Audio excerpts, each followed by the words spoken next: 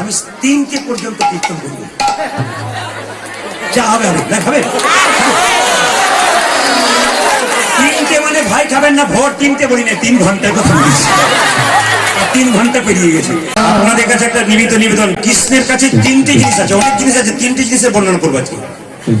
মায়েরা বলুন, মাথায় কোন পাখির পুচ্ছ থাকে? জোরে বলুন। কে বললেন? কোকিলের। কে বললেন? আমার কান খুব খারাপ। একজন বলছে কোকিলের। ময়ূরের পুচ্ছ থাকে, একটা একটা বুঝবো। হাতে কি থাকে মা? বাঁশি, লাঠি নয় তো? আচ্ছা, পায়ে কি থাকে? আচ্ছা, আপনারা বলুন, গোবিন্দের চরণ ভালোবাসেন না বদন ভালোবাসেন? যারা পাকা ভক্ত তারা কি সুন্দর বলছে চরণ চরণ। 2-4 জন মনে মনে ভাবছে কোনটা বলবো, একটু ভাবি, তারপর আবার যখন খুঁজছে তুই বল, তুই বল। মায়েরা কি বললাম?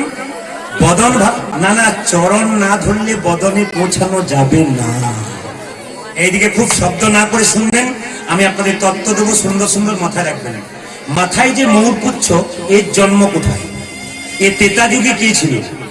রামচন্দ্র ত্রেতা যুগে 14 বছর জন্য বনবাসে গেল। হারালো কাকে মা? রাবণ সীতাকে হরণ করল। এই যে তাকাবেন মায়েরা, এই সীতা কার মেয়ে? জোরে বলুন তো, সীতা কার মেয়ে? কীর্তনটা বুঝিয়ে দিয়ে দেবে। সীতা কার মেয়ে? জনক রাজা। সীতা জনক রাজার মেয়ে তো, কিন্তু যে অ্যাকচুয়ালি সীতা হলো রাবণের মেয়ে।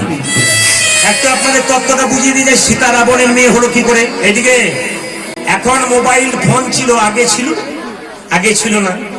দেখবেন এখন দেখবেন আপনারা বাড়ি তৈরি করতে গিয়ে ট্যাক্স দেন না? ট্যাক্স দেন না? এই ট্যাক্সটার বাংলা কথা কি? কর। রাবণ মুনি ঋষিকে বলেছিল, এ মুনি, এ সাধু বাবা, এ ঋষি, আমি রাবণ রাজা, আমাকে কর দিতে হবে। মুনিগণ কাউকে ভয় করে না, চিৎকার করে বলে, কর তোমাকে কেন দেবো? দিলে ভগবানকে দেবো? কর তোমাকে দেবো কেন? ভগবানকে দেবো। রাবণ তখন কি করেছিল মা জানেন? ছুরি নিয়ে মুনি ঋষিদের শরীর থেকে চামড়া কেটে রক্ত বের করেছিল, একটা পাত্রে রেখেছিল। মুনিগণ চিৎকার করে রাগে বলল, এই রাবণ, এই যে আমাদের শরীরে রক্ত কেটে তুমি বাড়ি নিয়ে চললে, এই রক্ত তুমি যদি পান করো, সঙ্গে সঙ্গে তুমি মরবে। রাবণ গিয়ে মন্দোদরীকে বলে, মন্দোদরী, কাউকে বলো না, যেদিন আমার রাগ হবে সেদিন আমি এই রক্ত যখন পান করবো, ব্যাস শেষ হয়ে যাবো। মন্দোদরী দেখলো কোন দিন না কোন দিন রেগে যাবে। মন্দোদরী যত্ন করে কি করলো মা, আপনার স্বামী যদি বলে এটা খেলে আমার মৃত্যু হবে, আপনি কি করবেন? যত তাড়াতাড়ি পারবেন তাকে আউট করবার চেষ্টা করবেন। কিন্তু মন্দোদরী কি করেছিল? বাইরে ফেলাই নাই, এক জায়গাতে গোপনে রেখেছিল। রাবণ একবার যুদ্ধে গেল, তখন তো ফোনের ব্যবস্থা ছিল না। অনেকদিন পর যখন যুদ্ধ থেকে ফিরলো না, তখন রাবণের স্ত্রী মন্দোদরী মনে মনে ভাবলো, তাহলে ফিরলো না যখন, তার নিশ্চয় মরে গেছে। তা যখন মরে গেছে, তখন সে যদি মরে যায় আমার বেঁচে থেকে কি লাভ আছে? সে কি করলো মা? মন্দোদরী সেই রক্ত পান করলো মুনিদের। কিন্তু উল্টো ঘটনা হয়ে গেল, পেটে এলো বাচ্চা। মুনিদের রক্ত পান করে মরল না মন্দোদরী, রাবণ মরতো, মন্দোদরী মরল না। পেটে বাচ্চা এলো, ভয়ে কি করলো? রাবণ নেই, তাকে কলা পাতাতে জলে ভাসিয়ে দিল। ভাসতে ভাসতে জনক পুরীতে গিয়ে লাগলো। জনক রাজা হলাকর্ষণ করে সেই মেয়েটাকে পেল। অ্যাকচুয়ালি মেয়ে কার বলুন তো? যদি মন্দোদরীর গর্ভে হয়, তবে সন্তানটি কার? জোরে বলুন। সন্তানটি হলো রাবণের। এই জন্য আমি দেখবেন এক জায়গাতে ক্যাসেটে প্রশ্ন করেছি, এসো ভাই, বসো জামাই, কেমন আছো বেয়াই মশাই। আপনাদের মনে আছে? কখন বলেছি বলুন তো? রাবণ যখন মৃত্যুর সঙ্গে লড়াই করছে, লক্ষণ তখন বললো, এই রাম বললো, লক্ষণ রাবণকে দেখে আয়। রাবণের কাছে লক্ষণ গেল, আর লক্ষণ বলছে, এসো ভাই লক্ষণ, বসো গো বাবা জীবন, মানে জামাই, কেমন আছো গো বেয়াই মশাই। একবার বললো ভাই, একবার বললো জামাই, একবার বললো বেয়াই মশাই। এই প্রশ্নের উত্তর সবাসরেই চাই। আপনাদের আসলে অনেকে মনে প্রশ্নটা আছে কিন্তু উত্তর পান নাই। তবে 3টে উত্তর দেবো না, আমি 2টো উত্তর দিয়ে যাব, একটা খুঁজ রেখে যাব। ওই প্রশ্নটা ভেতরে গুড়গুড় করলে আবার কোনোদিন আমাকে মনে পড়বে। আর 3টে বললে সব ভুলে যাবেন। বলে দিই মায়েরা, মন দিয়ে শুনুন। তাহলে জামাই কি করে হলো? যদি রাবণের কন্যা সীতা হয়, আর সীতার স্বামী যদি রাম হয়, তাহলে রাম রাবণের কে হয়? জোরে বলুন। জামাই হয়। লক্ষণ তাহলে সম্পর্কে কি হয়? জামাইয়ের ভাই, ওকেও কি বলা যায়? জামাই বলা যায়। তাহলে এসো জামাই হয়ে গেল। এসো ভাইটা কি করে হলো? দেখবেন রাজা দশরথ 3টে মেয়েকে বিয়ে করেছিল, জানা আছে সবার। কৌশল্যা, কৈকেয়ী, সুমিত্রা, কিন্তু বাচ্চা হয় না। বাচ্চা হলে গেলে কি করতে হবে না, যজ্ঞ করতে হবে। সেই যজ্ঞের চরু যদি কেউ পান করে, 3 জন স্ত্রী, তবে ছেলে মেয়ে পাবে। সেই যজ্ঞের চরু পান করেছিল কে কে না, ওই কৈকেয়ী, সুমিত্রা আর কৌশল্যা। রাম, লক্ষ্মণ, ভরত, শত্রুঘ্নকে জন্ম দিয়েছিলেন। একই যজ্ঞের চরু ওই খেয়ে 4টে ছেলের জন্ম হলো। সেই যজ্ঞের চরু যখন আকাশে ভেসে ভেসে যাচ্ছে, রাবণের মা নিকষা কাক রূপ ধারণ করে ওই যজ্ঞের চরু খেয়েছিল, বিভীষণকে জন্ম দিয়েছিল। তাহলে একই যজ্ঞের চরু খেয়ে যদি রাবণের ভাই বিভীষণের জন্ম হয়, আর একই যজ্ঞের চরু খেয়ে যদি রামের জন্ম হয়, সম্পর্কে তারা কে হয়? জেনে বলুন, ভাই হয়। তাহলে কি সুন্দর বলেছে, এসো ভাই, বসো জামাই। আর কেমন আছো বেআই মশাই, ফাঁকে বলবো, পরে বলবো, আজ নয়। আপনাদের বুঝিয়ে দিই, এই যে মৌর পুচ্ছটা, তেতা যুগে রামচন্দ্র 14 বছরের জন্য বনে বসে গেল। রামচন্দ্র যখন দেখলো সীতাকে রাবণ হরণ করেছে, রাবণ ছুটে যাচ্ছে সীতাকে নিয়ে, আর একদিকে রাম সীতা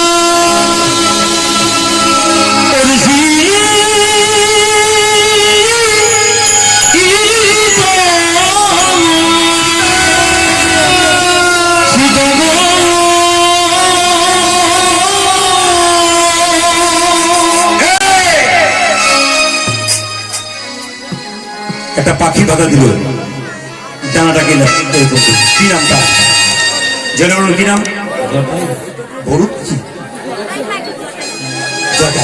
ডানা কাটলো কে? রাবণ। আর ডানা কাটা অবস্থা ছটফট করে যখন জটায়ু কাঁদছে, রামচন্দ্র এসে বলল, জটায়ু এই দশা তোর কে করলো রে?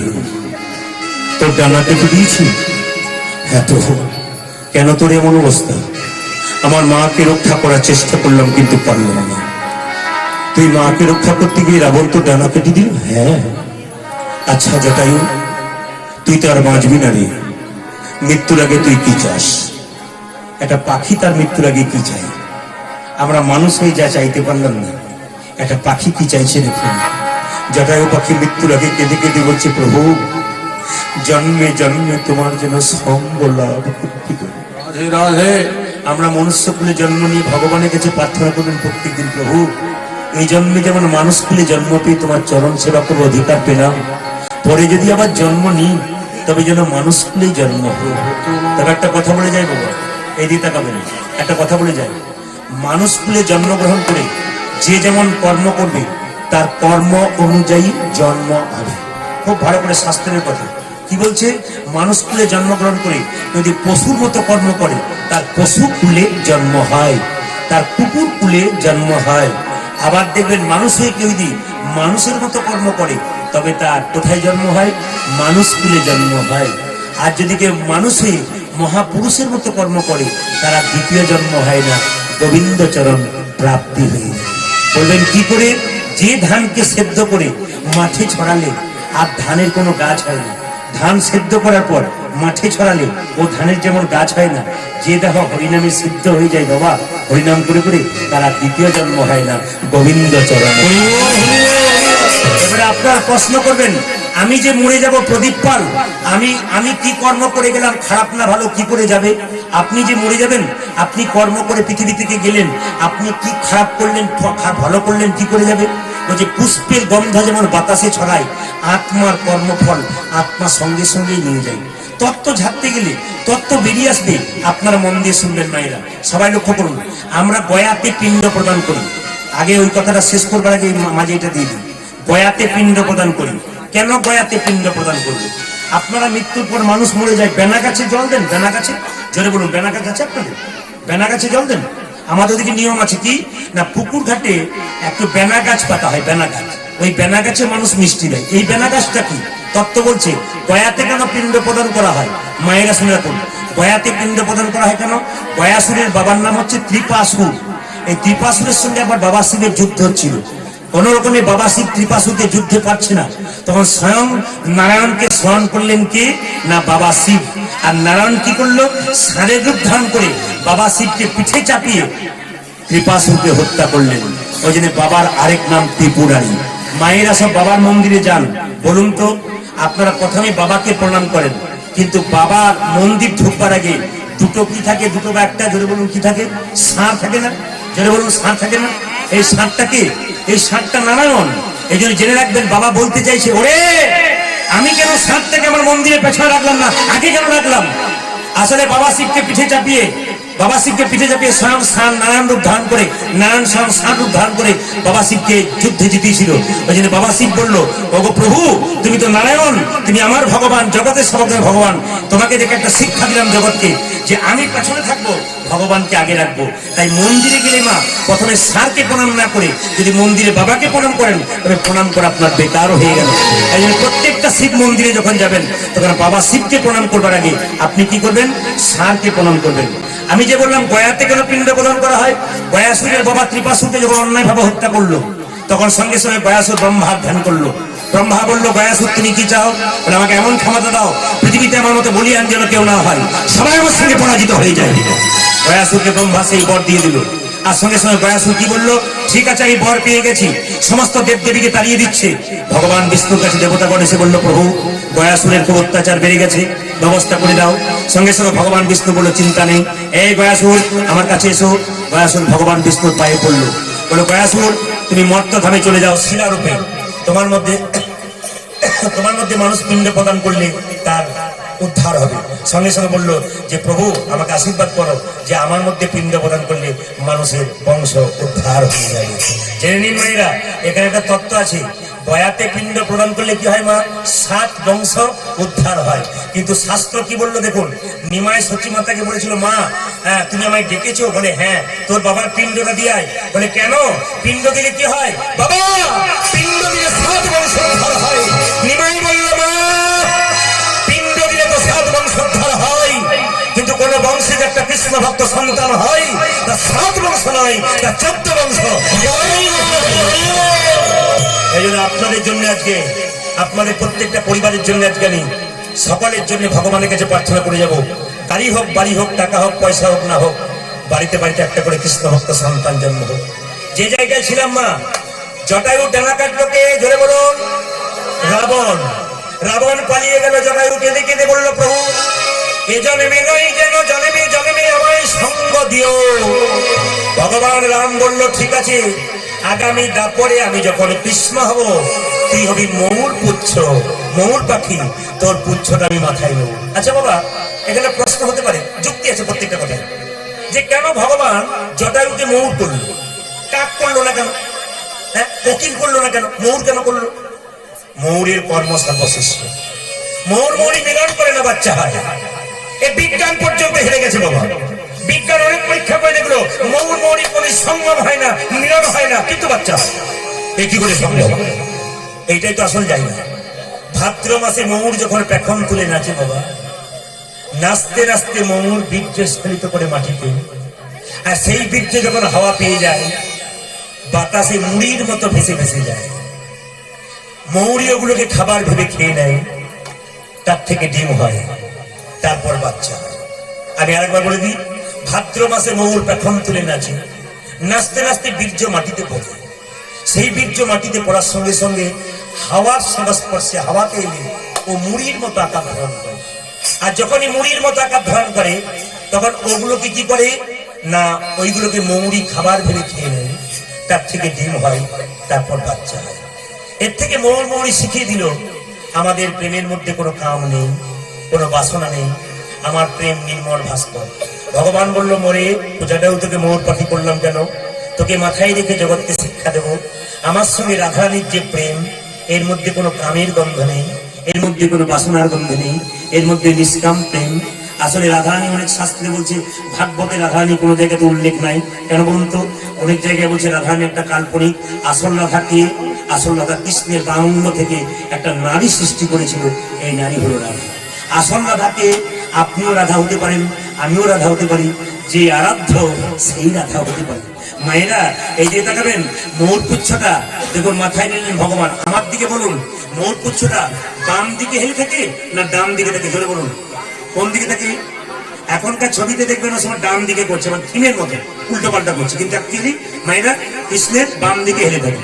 এখানে প্রশ্ন হবে যে ময়ূর পুচ্ছটা কেন বাম দিকে হেললো, কেন সোজা থাকলো না, কেন ডান দিকে থাকলো না? কারণ আছে। একটা বাড়িতে অনেকগুলো মেয়ে থাকলে ঝগড়া হয়, আপনাদের এখানে হয় না, আমাদের ওদিকে জেনে বলছেন। কি করে ঝগড়া হয় মা? কাজ কাজ করে ঝগড়া হয়। আমি কাজ করবো আর টিভি দেখবো বসে বসে, ঝগড়া হয় না মা? মোর পুচ্ছ আর নুপুরের মধ্যে ঝগড়া হচ্ছে। মোর পুচ্ছ বলছে নুপুরি নিয়ে আমি হলাম বড় লোক, তুই হলি ছোট লোক। হলি ছোট লোক, আমি গোবিন্দের মাথায় থাকি, আমি বড় লোক। আমি বড় আপনি গোবিন্দের পায়ে থাকিস, তুই ছোট লোক। সঙ্গে সঙ্গে নুপুর বলছে মোর পুচ্ছ, কে ছোট লোক কে বলছো বড় লোক? দুজনের মধ্যে ঝগড়া হলে একজনে বিচার করবি। বাবা এই মাঝে আপনার আমার মধ্যে ঝগড়া হলে মাঝে একজন থাকবে যে বিচার করবে। তাহলে মোর পুচ্ছ আর পায়ের নুপুর, তার মাঝে কি থাকে? বাসি। বাসি কেঁদে কেঁদে বললো মোর পুচ্ছ, এই জগতে যত সাধুগুরু বৈষ্ণব আছে তারা তো কোনোদিন গোবিন্দের মাথায় ঠাঁই পেতে চায় না।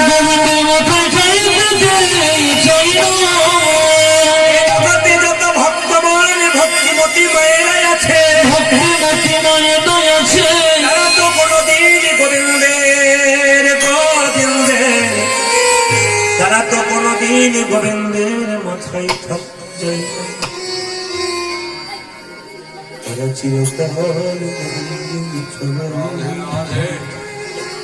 কীর্তনে প্রেম জিনিসটা কেমন দেখো?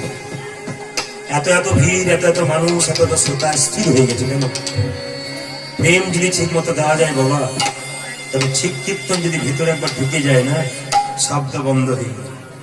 ভোজ বাড়িতে দেখবেন যখন পাতা দেওয়া হয়, কেউ বলে আমার ফুটো পাতা, এই আমার কাগজি পড়েনি, আমার নুন পড়েনি, আমার লেবু পড়েনি, আমার লঙ্কা পড়েনি। কিন্তু যখন আস্বাদন শুরু হয়ে যায় তখন আর শব্দ হয়। প্রথমে পাতা নিয়ে মারামারি হয়, এই জন্য প্রথমে আপনাদের জায়গা নিয়ে মারামারি হলো, এখন আস্বাদন শুরু হয়ে গেছে। এখন আর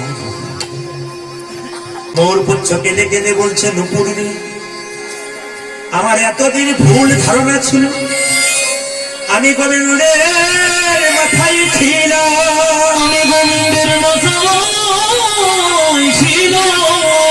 এই জগতে যে নিজেকে উঁচু ভাবে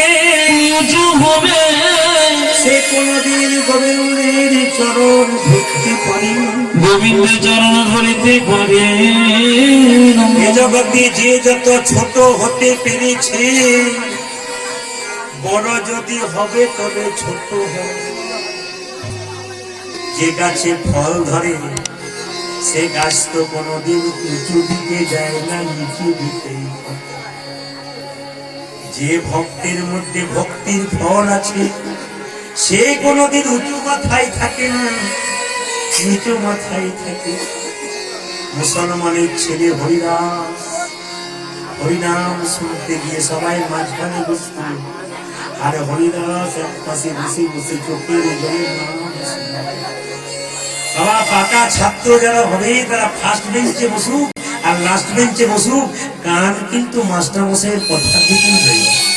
এই জন্য যারা সামনে বসেছেন বলে নয়, এমনও মায়েরা পেছনে বসে আছে, এরা পাশে চিৎকার করছে বলে মায়ের মাগুলো খুব বিরক্ত হচ্ছে, ভুরু কুচকাচ্ছে। এরা করছে কি? আমি দেখতে পাচ্ছি অনেক অনেক মা কিন্তু ভুরু কুচকাচ্ছে এদেরকে দেখে, করছে কি? এদের সামনে বসে আমি ভুল করলাম, কেন বসলাম এরকম মনোভাব দেখতে পাচ্ছি। বই না খালি এমনি করছে, কেন বসলাম এরকম একটা ভাব।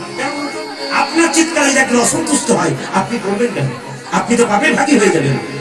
যেমন তেমন কুলে জন্ম হয়, আমাদের মানবী কুলে জন্ম হয়েছি, মানবে কুলে জন্ম হয়েছি। 84 লক্ষ যদি ভ্রমণ করি মানব জীবন, 20 লক্ষ বার গাছ গাছেরা রূপে জন্ম নিলাম।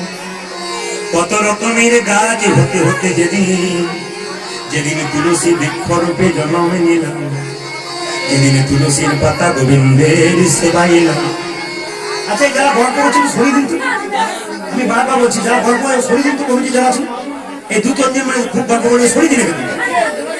এদের জন্য কিন্তু এই জায়গা ওটাটা খুব সুন্দর আছে, এদের জন্য ওরা ভাব টাপ সব নষ্ট করে দিচ্ছে করে রাখবে। দেখছেন তো মাত্র 2-3 জন এখানে কমিটি যারা আছে, ওটা আসলে নষ্ট করছে না তিনি।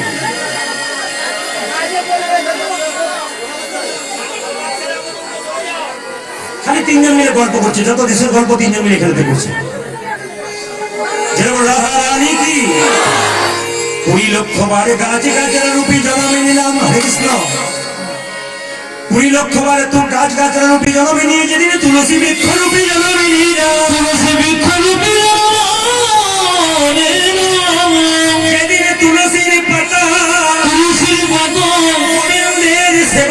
লাগিল সময় লাগিল সেদিন তুলসীর ডাল মালা করে কণ্ঠে নিল ভক্তগণ সেদিন আমি কাজ জন্ম থেকে মুক্তি দিয়ে পেলাম কত হলো বাবা জলে বলুন 20 লক্ষ বার 9 লক্ষ বার জলে জন্ম নিলাম কত রকমের জলজ জন্তু হতে হতে যেদিন আমি শঙ্খ রূপে জন্ম নিলাম যেদিন মন্দিরে মায়েদের মুখে বেজে উঠলাম সেদিন আমার জলজন্ম থেকে মুক্তি হলো 29 কত হলো গুনবেন একবারে গুনবেন হিসাব করে 29 29 11 লক্ষ বার পোকা রূপে জন্ম নিলাম কত রকমের পোকা হতে হতে যেদিন আমি ভ্রমণ করে জন্ম নিলাম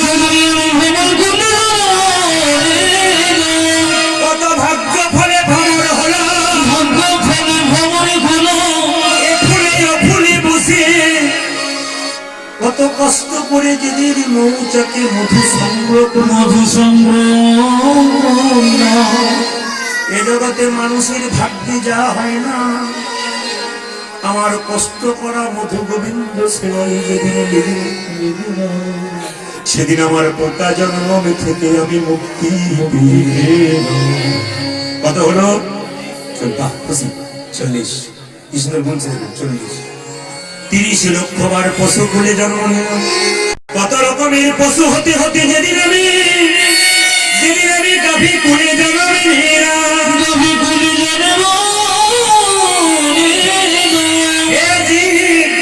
আমার কত ভাগ্য ভালো দেখো সবার চামড়া কাজে লাগল না কিন্তু পশু কুলে জন্ম নিয়ে আমার চামড়া দিয়ে মহাপ্রভুর যে খোল দেখলে ভক্ত বলে মাথা নিচু করে নিতাই বৃন্দাবনে কৃষ্ণ যখন বাঁশি বাজাতো মা তোর বাঁশি বাজাতো কেন ব্রজগোপীদের ডাকতো ঢোল বাজিয়ে ভগবান গৌর কি করলেন আপনাদের মতো ব্রজগোপীদের ডাকলেন দেখবে যারা প্রকৃত ভক্ত তারা দেখবেন খোল পর তাদের শব্দ শুনলে আর ঘরে থাকতে পারে দেখবেন একপালা কীর্তন যদি কোনদিন হয় না কোন আসলে দেখবেন এই যে সামনে এত তো ভাই বাচ্চা বাচ্চা সেগুলো বসে আছি এরা কেন মনে হলো একটাই কারণ আমি একটা জিনিস আপনাদের খুব গর্ব করে বলতে পারি এ আমার অহংকার নয় এ ভগবানের দেওয়া জিনিস অহংকার পতনের মূল আমি দেখে দিয়েছি প্রত্যেকটি আসরে গেলে কম বয়সী ছেলেরা আমার কীর্তন শুনছে তো অনেকে বলে প্রায় আসলে দেখেছি না বয়স্ক গুলো মারা শুনছে কম বয়সী ছেলে কেন শুনছে আমি যখন নেটে কীর্তন ছাড়ি প্রায় বাংলাদেশে 50-60টা ছেলে ফোন করে বলে বাবা আপনার কীর্তন শোনার পর গুরুমন্ত্র নিয়ে নিলাম ওনার বয়স কত বলছে 18 থেকে 20 এখনো পড়াশোনা করি আমরা ক্রিকেট খেলি গুরুমন্ত্র নিয়ে নিলেন বললাম হ্যাঁ বললো হ্যাঁ বললাম কারণ তোমাদের বিয়ে হয়নি তো চেক করে দেখলাম বিয়ের পরে নিতে পারতেন বাবা আপনি তো বলেছেন যদি বিয়ে হওয়ার সুযোগ না হয় তার আগে বিবাহ সংসার ছেড়ে চলে যাবে দীক্ষা যদি না হয় তবে আমি রবীন্দ্র চরণ এর থেকে বুঝে নিয়েছি কিছু ঢুকে গেছে ভিতরে নইলে আসবে কেন আপনার তাকিয়ে দেখুন আপনারা গন্ডগোল করছেন ছোট ছোট বাচ্চাগুলোকে দেখুন কেমন তাকিয়ে আছে আমাদের হাঁ করে তাকিয়ে আছে একই রকম একবার চোখে পাতা মানেনি এরা কেমন তাকিয়ে আছে এক মনে এদের ভেতরে ঢুকে গেছে কত কষ্ট করে খোল তৈরি হলো আমার দুগ্ধ দিয়ে গোবিন্দ সেবা হলো 40-30 কত হলো বাবা 70 10 লক্ষ বার পক্ষী কুলি জনমিনী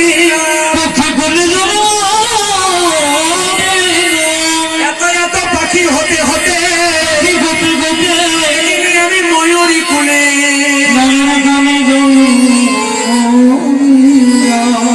আমার সেই জায়গাতে এলাম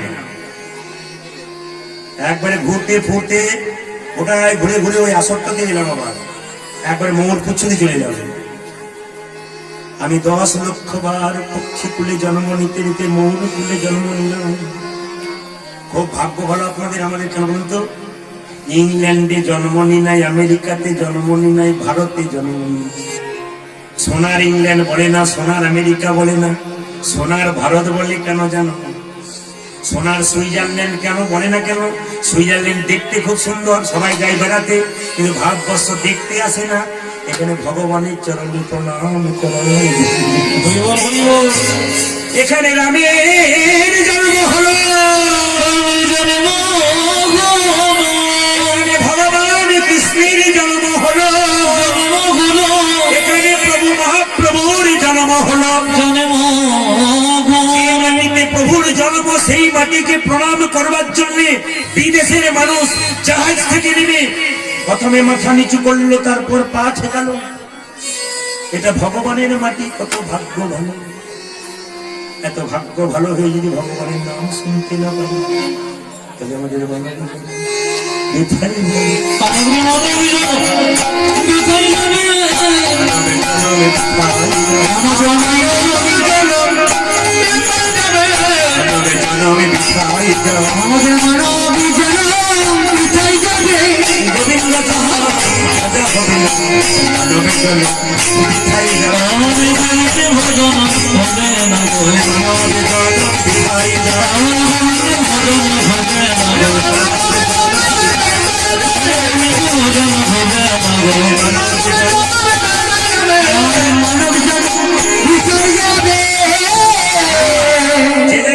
মৌরপুচ্ছের কোথায় ছিল? 4 লক্ষ বার বানরপুরে জন্ম হলো, 4 লক্ষ বার, 84 লক্ষ হলো।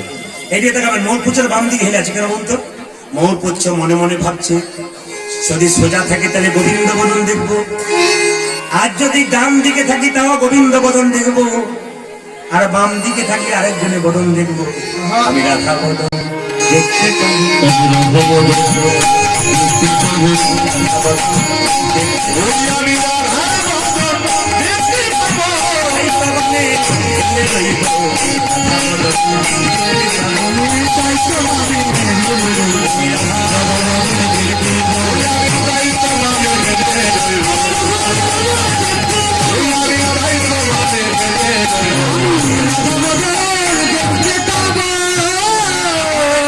শিক্ষা দিয়ে যায় মা। মন দিয়ে শুনুন, যে ভীষ্মের কথা বলছিলাম এখন এরা শুনেছে, আপনারা গল্প করছিলেন, দান দিচ্ছিলেন।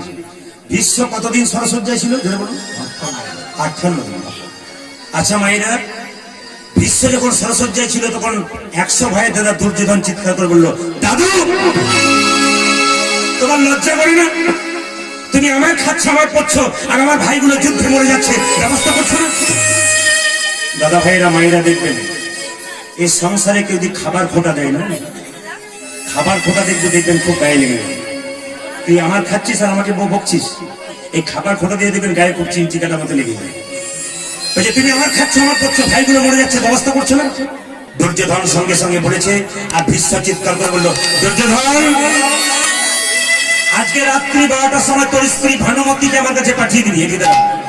ভানুমতিকে পাঠিয়ে দিবি, ভানুমতি আসবে, আমাকে প্রণাম করবে, আশীর্বাদ করবো, স্মৃতি স্মৃতি রক্ষা হয়ে যাবে, তোদের ভাই কোনো মরবে না। মায়েরা, দুর্যোধনের স্ত্রীর নাম কি বললাম মায়েরা?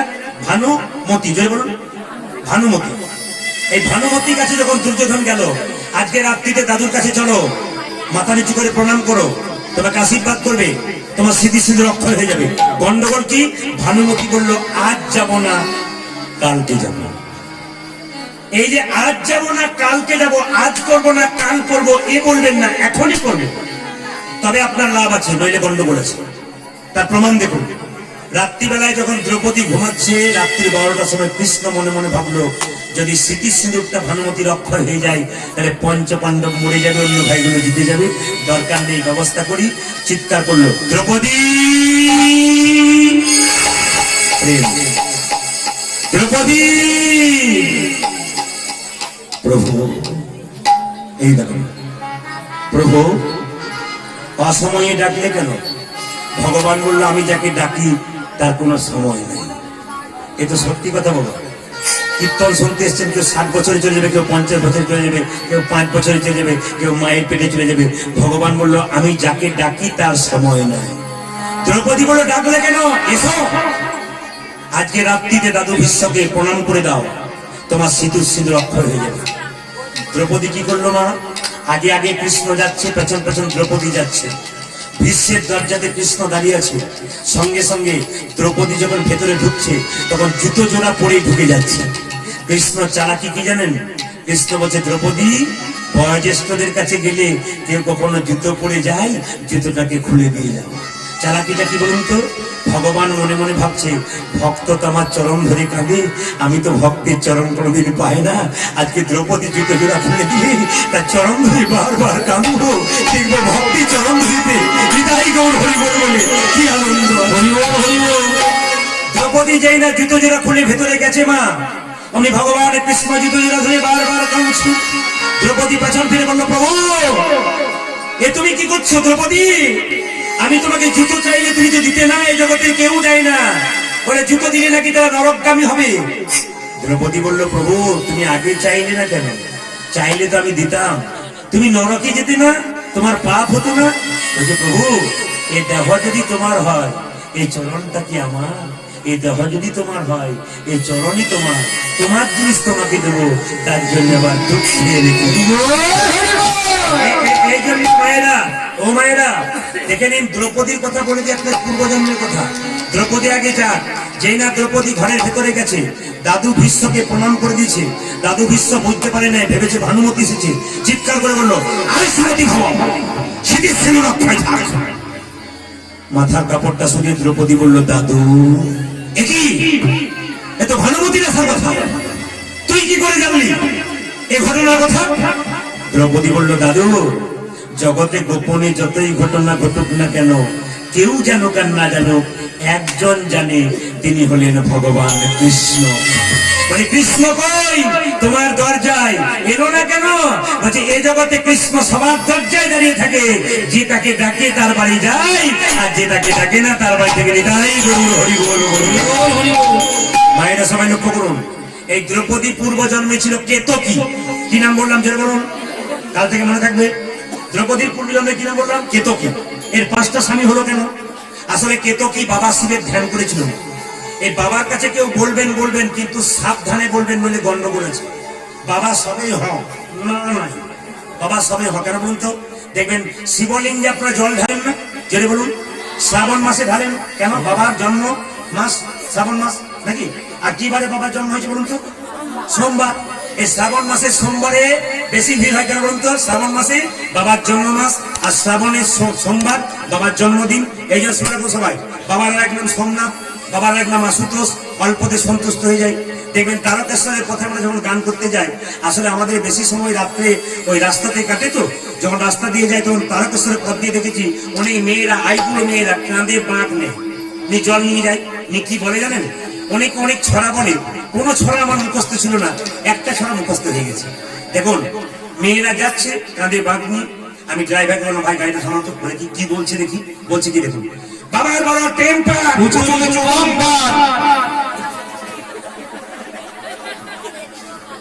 আমার মনে মনে ভাবলাম এত ছড়া শুনেছি, কি বলছেন? বাবার বড় টেম্পার, উঁচু নিচু বাম্পার, বাবার বড় টেম্পার, উঁচু নিচু বাম্পার। বাবারে আচ্ছা বিদ্যা শিখেছি। মায়েরা আইগুলো মেয়েগুলো সব জল ঢালছে, আমাদের তাকানো, আইগুলো মেয়েরা সব জল ঢালছে। আর জল ঢালার সময় যখন বাবাকে জল ঢালছে, তখন পার্বতী মানে দুর্গা জিজ্ঞেস করছে, স্বামী তুমি এত চাপ নিচ্ছ কেন? মানে এত চাপ সহ্য করো কি করে? সবাই তো চাইছে, তুমি দিচ্ছ কি করে? বাবা বলছে, আগে আমার চাপ ছিল, এখন কোনো চাপ নাই, আমার টেনশন নাই, চাপ মুক্ত। বলছে, বুঝতে পারলো না? বলছে, আগেকার মেয়েরা তো তাও আমাকে জল ঢেলে চাইতো, ভালো ক্ষতি দাও, এখন তো চাই না। বলে, কেন? এখন তো সব ব্যবস্থা হয়ে গেছে, খালি এসে বলে বাবা যেন কেটে না যায়। আমি বলি, কোনো ব্যাপার নাই, এটা খাবো আমি করে দিয়েছি, এরকম জল ঢাল, দুধ ঢাল, পালিয়ে যা, আমার হাত তোদের এরকম পারবে।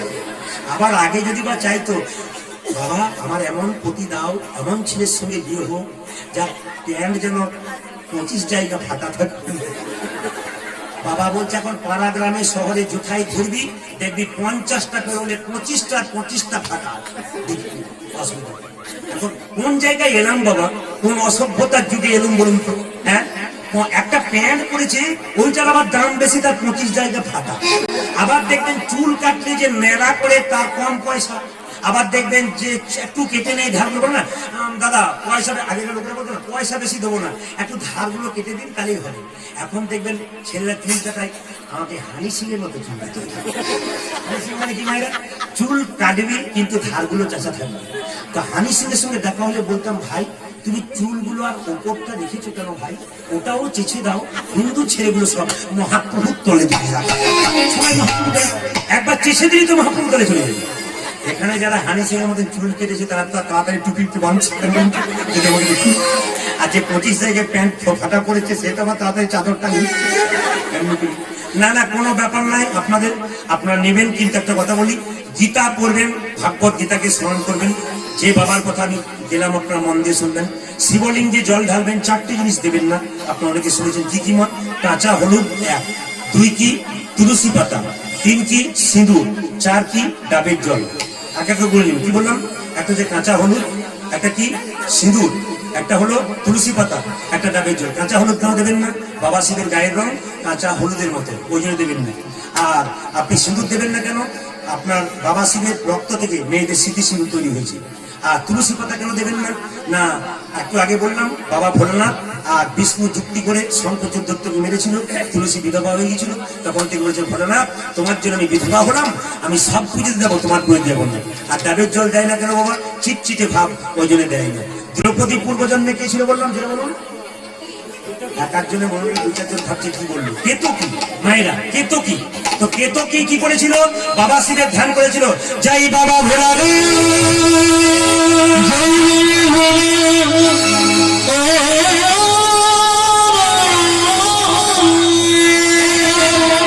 কেতকীর মতো চাইবেন না, কিন্তু চাইবেন। কেতকী চাওয়াটা একটু উল্টো হয়ে গেছিল। কেতকী বললো বাবা আমাকে পতি দাও, আমাকে পতি দাও, আমি পতিব্রতা রমণী হতে চাই। বাবা ভোলা বললো কেমন পতি চাস? 5 বার চেয়েছিল, 5 বার। কি কি চাইলে দেখুন? আমাকে এমন পতি দাও যে পতি ধার্মিক হয়, 1। আমাকে এমন পতি দাও যে পতি বলশালী হয়, 2। আমাকে এমন পতি দাও যে পতি ধনুর্ধর হোক, 3। আমাকে এমন পতি দাও যে গণক জ্যোতিষ হোক, 4। আমাকে এমন পতি দাও যার ভাতৃভক্তি হয়। শুনে নিন তো কথা হলো 5টা। এমন পতি দাও ধার্মিক হয়। বড় চেয়েছিল প্রথম কি ধার্মিক হয়, কি পেয়েছিল? ধর্মরাজ যুধিষ্ঠির। আমাকে এমন পতি দাও বলশীল হোক, কাকে পেয়েছিল? ভীমের মতো বলার কারণ আছে। এই যে গাছগুলোকে আপনারা কাটছেন করার দিয়ে, ওই এমন বগলে ধরতে উপরে ফেলে দিচ্ছে, কত ক্ষমতা। আমাকে এমন পতি দাও ধনুর্ধর হোক, কে হয়েছিল? অর্জুন। আমাকে এমন পতি দাও যেন গণক হয়, জ্যোতিষ হয়। আরে বাবা নকুল, নকুল গণক ছিল, জ্যোতিষ ছিল। আর আমাকে এমন পতি দাও যার ভাতৃভক্তি হয়। সহদেবের মতো ভাতৃভক্তি পৃথিবীতে আর কম আছে। এই জন্য সবাই মিলে একটু প্রেমানন্দিনী তাই গৌর হরি গৌর। একবার সবাই মিলে রাধা রানী কি, বলুন শ্যাম সুন্দর কি, মদন মোহন কি, হরিবাসর কি, ভক্তবৃন্দ কি, ঘুম আসছে তাদের কি, প্রেম সে একবার সবাই মিলে হাততালি দিন। কৃষ্ণ কেশব ভগবানের নামে একসঙ্গে তালি দেবেন, একসঙ্গে সবাই মিলে একসঙ্গে দেবেন, একসঙ্গে একসঙ্গে। কৃষ্ণ কেশব। না না, যার হাত আছে তিনি দেবেন, যার নাই তার দেবেন, প্রেম সে দেবেন, ভক্তি। আরে হিন্দু ছেলে হাত উঠবে না তাই কখনো হয়? আরে মুসলিমদের দেখবেন শুক্রবার দিন ছোট ছোট ছেলেগুলো টুপি পরে মসজিদে যাচ্ছে। এ ভাই, এ সাইকেলে কাজটা করে দাও, এখন হবে না। কেন? নামাজের সময় হয়েছে। আর আমাদের যদি মন্দিরে যাওয়ার সময় থাকে, অষ্টমী পুজো করবার সময়, ওরা অষ্টমী পুষ্পাঞ্জলি দেবে, ওই সাইকেলটা ছেড়ে দিই, তারপর কোনো অসুবিধা নেই। কেন বলুন তো? আমাদের পয়সা চাই, ধর্মটা পরে হলে হবে। কিন্তু ওদের দেখুন ধর্মটাকে ঠিক জায়গায় রেখে তারপর কর্ম করছে। আপনার ধর্মকে রাখুন সবাই মিলে, প্রেম সে আপনি। কৃষ্ণ কৃষ্ণ কেশব শোধা মাথা এই মধু মাথা এই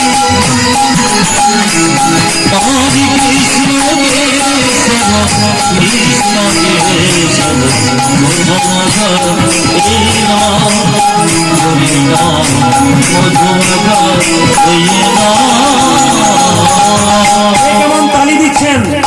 এই নেটে 2-4 দিন পরে এই গানটা দেখতে পাবেন। ও কিন্তু তুলছে, কার তালি কেমন হচ্ছে দেখাতে পারবেন, কে কেমন তালি দিচ্ছেন। হাত তুলুন, ও দেখে নিচ্ছে। কৃষ্ণ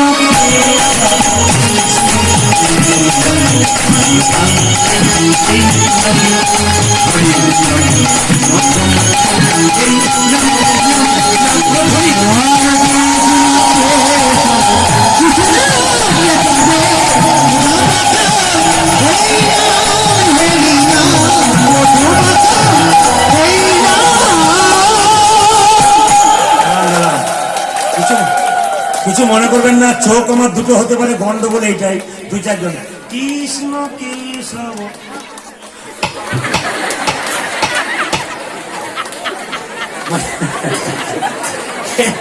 ওকে আমার দুটো হতে পারে, আমি দেখতে পাচ্ছি।